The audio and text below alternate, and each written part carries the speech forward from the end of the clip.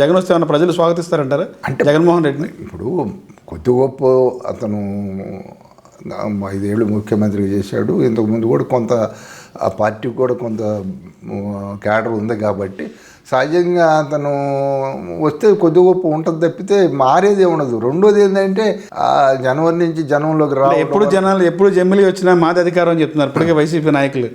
ఎప్పుడు ఎన్నికలు వచ్చిన జమ్మిలి వస్తే అప్పుడు ప్రజలు సిద్ధంగా ఉన్నారు, ఈ గవర్నమెంట్ మీద అసంతృప్తి అంటారు. నిజంగా ఈ 7 నెలల కాలంలో అసంతృప్తి ఉందంటారా ప్రజల్లో? అతను విచిత్రమైన మాటలు కొన్ని మాట్లాడుతూ ఉంటాడు. ఏంది మన కడప మంచితనం, నా అతి మంచితనం, నేను అబద్ధాలు చెప్పకపోవటం, అతను నిజాలు చెప్పడం ఎప్పుడో మర్చిపోయాడు. ఎందుకంటే అనేక సందర్భాల్లో నేను ఎన్నికలప్పుడు ఆయన ఉపన్యాసాలు వింటా ఉన్నా. నాకు టీవీ లేదు, నాకు ఛానల్ లేదు, నాకు పేపర్ లేదు, నాకు డబ్బు, నా దగ్గర ఏమాత్రం డబ్బులు లేవు, వాళ్ళందరూ కూడా పేదలకు పెత్తందారులు జరుగుతున్నటువంటి యుద్ధం. అసలు సాక్షి పత్రిక, సాక్షి టీవీ ఈ విధంగా అతను ఏం చెప్పి ప్రజలందరికీ తెలుసు. అలాంటి వ్యక్తి 1,00,000 కోట్ల రూపాయలు అవినీతి పాల్పడిన వ్యక్తి, 43,000 కోట్ల రూపాయలు సిబిఐ ఛార్జ్షీట్, 11 కేసులు ఈడీ కేసుల్లో, సిబిఐ కేసుల్లో ఉన్న వ్యక్తి, ఇంతవరకు కోర్టుకు హాజరు కాని వ్యక్తి. అసలు ఆ విధంగా అతని అసలు నీకు జనవరి నుంచి జనంలోకి గదిపోయి జైలుకు పోతాడని నాకు అనుమానం కూడా ఉంది. ఎందుకంటే ఇంతకంటే తక్కువ అవినీతికి పాల్పడ్డోళ్ళు, తక్కువ ఇది చేసిన వాళ్ళు మొత్తం జైలుకు పోయి వచ్చారు అందరూ ముఖ్యమంత్రులు. తమిళనాడు దగ్గర నుంచి చూసుకుంటే ఛత్తీస్గఢ్ కావచ్చు, ఇక్కడ ఢిల్లీ కావచ్చు, ఇంకా దాదాపుగా 6 డజన్ మంది ముఖ్యమంత్రులు జైల్లో కూర్చున్నారు. ఎంత వాళ్ళు చేసింది చిన్నవి, వాళ్ళు చేసింది అంతా కూడా ఈయన చేసిన దాంట్లో 1% కూడా లేదు. అలాంటి వాళ్ళందరూ జైలుకు పోతే ఈయన జైలుకు పోకుండా ఇంకా జనంలో జైలుకు పోతాడు అనుకుంటున్నాను నేనైతే. అంటే మోడీ ఏమైనా కాపాడుతుంది అంటారా? అంటే గతంలో మోడీ గారితో కూడా కలిసి ప్రయాణం చేశారు, సపోర్ట్ కూడా చేయడం జరిగింది. అంటే గతంలో ఏమన్నా ఉంటే ఉండయేమో కానీ ఇప్పుడైతే ఉంటాయని నేను అనుకోవట్లేదు ఖచ్చితంగా. ఎందుకంటే ఇప్పుడు పరిస్థితులను బట్టి ఆయన కూడా ఎన్డీఏ కూటమిలో ఉన్నాము. అతను చేసిన అవినీతి కూడా చాలా స్పష్టంగా కనపడుతుంది. దాదాపుగా ఒక 12-13 ఏళ్ల బట్టి కేసు ఒక్క అడుగు కూడా ముందుకు వెళ్ళదు, ఒక్కరోజు కూడా కోర్టుకు పోలేదు. మరి ఇలాంటి పరిస్థితుల్లో ఎన్నాళ్ళని ఎవరైనా కాపాడతారు? ఇప్పుడు కాపాడటం అంటే కొంత పరిధి ఉంటుంది. ఆ పరిధి దాటినప్పుడు ఎవరు ఏం చేయగలిగింది ఏమీ లేదు. వివేకానంద రెడ్డి హత్య కేసు ఉంది, ఎన్నాళ్ళు ఆయన అవినాష్ రెడ్డిని జగన్మోహన్ రెడ్డి కాపాడతాడు? ఇక న్యాయస్థానాలు ఉన్నాయి, ఈడీ ఉంది, సిబిఐ ఉంది, ఇవన్నీ కూడా మరి ఖచ్చితంగా మరి ఆ కేసులో కూడా జగన్మోహన్ రెడ్డి పాత్ర ఉంది. సొంత బాబాయిని ఏ విధంగా మార్కెట్ చేసి వివేకానంద హత్య కేసులో కూడా జగన్ హస్తం ఉందంటారు? ఖచ్చితంగా ఉంది, అందుట్లో అనుమానమే ఉంది. అది దాంట్లో అతను చాలా స్పష్టంగా ఉంది. వాళ్ళ దంపతులు దీన్ని చేశారనేది చాలా స్పష్టంగా ఉంది. అది ఆ కేసు కానీ అదేవిధంగా ఈయన అక్రమ ఆస్తుల కేసు కానీ ఇవన్నీ కూడా ఆయన ఇది అవుతాయి. ఇంకా అనేకమైన కేసులు ఉన్నాయి.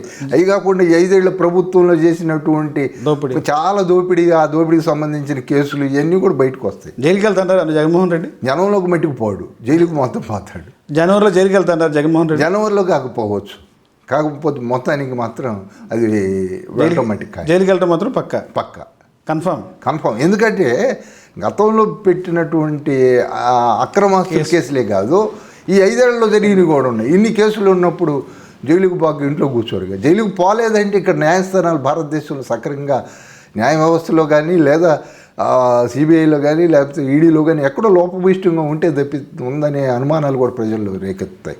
సార్, గత 5 ఏళ్ల కాలంలో కూడా పార్టీకి కష్టపడ్డారు, పార్టీకి మీరంటూ చాలామంది సేవ చేశారు. ఈరోజు పార్టీ అధికారంకి వచ్చింది. భవిష్యత్తులో త్వరలో రేపు ప్రకటించే నామినేట్ పోస్టులో సుబ్బారావుని ఏదన్నా పదవులు చూసుకోవచ్చు అంటారా?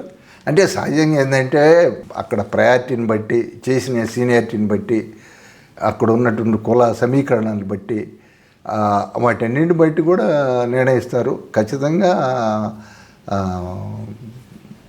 ఏదో ఒకటి మనకు కూడా వస్తుందనే ఆశ ఉంది.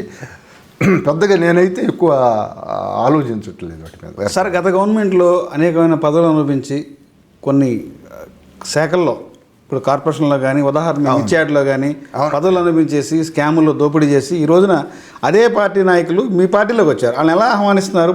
ఇప్పుడు జరిగినటువంటి అవినీతి ఎవరో దాన్ని రికవర్ చేస్తారు, ఎలా చేస్తారు? అంటే ఇక్కడ అసలు పార్టీ మారిన తర్వాత చేసిన అవినీతి అంతా పోద్దంటారు? అంటే ఇక్కడ విలువలు, విశ్వసనీయత అనేది దాదాపుగా కనపట్టలేదు ఎక్కడ కూడా. ఎందుకంటే చేరేవాడికి ఎటు ఆ యొక్క కుంభకోణాల నుంచి తప్పించుకోవాలనే ఉద్దేశం చొప్పున చేరే ప్రయత్నం చేస్తారు. కానీ చేర్చుకునేటప్పుడు మనం కూడా అప్రమత్తంగా ఉండాలా. వాళ్ళకంటిన అవినీతి మరక, అవినీతి బురద మనకు కూడా ఉంటుంది. ఇప్పుడు అదే మనకు మీకు ఎన్డీఏ కూటమి అంటుంది కదా.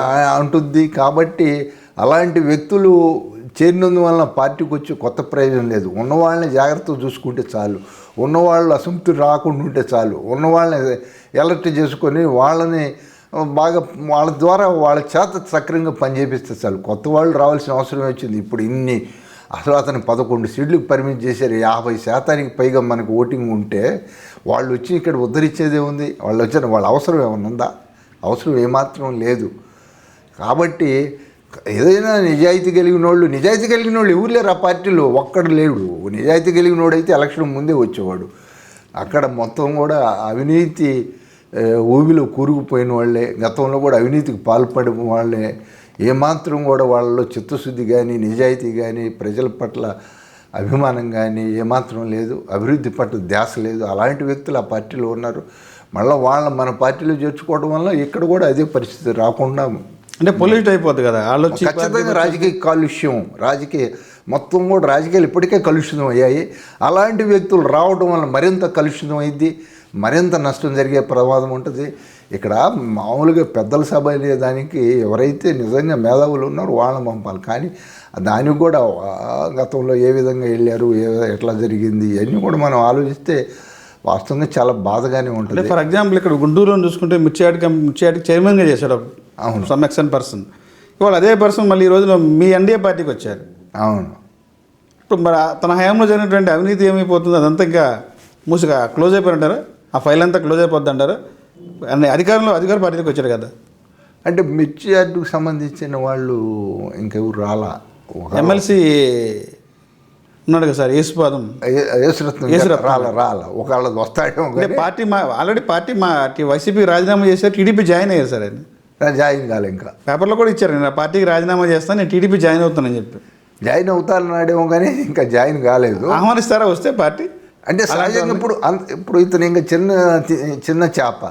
ఎందుకంటే తిమింగలాలి పార్టీలో చేరుతున్నప్పుడు ఇక చిన్న వాళ్ళు ఇప్పుడు దీంట్లో ఏంటంటే ఇంత తిన్నోళ్ళు ఉన్నారు, ఇంత అత్యంత ఇంకా ఇప్పుడు ఇతను పెద్దగా అంత పెద్ద కాదు. కాబట్టి ఇంకా పెద్ద వాళ్ళు భవిష్యత్తులో కూడా చేరకుండా ఉంటే చాలా సంతోషం. రేపు పొద్దున ఇంకా ఎలాంటి వాళ్ళు చేరతారని నాకు భయంగా కూడా ఉంది.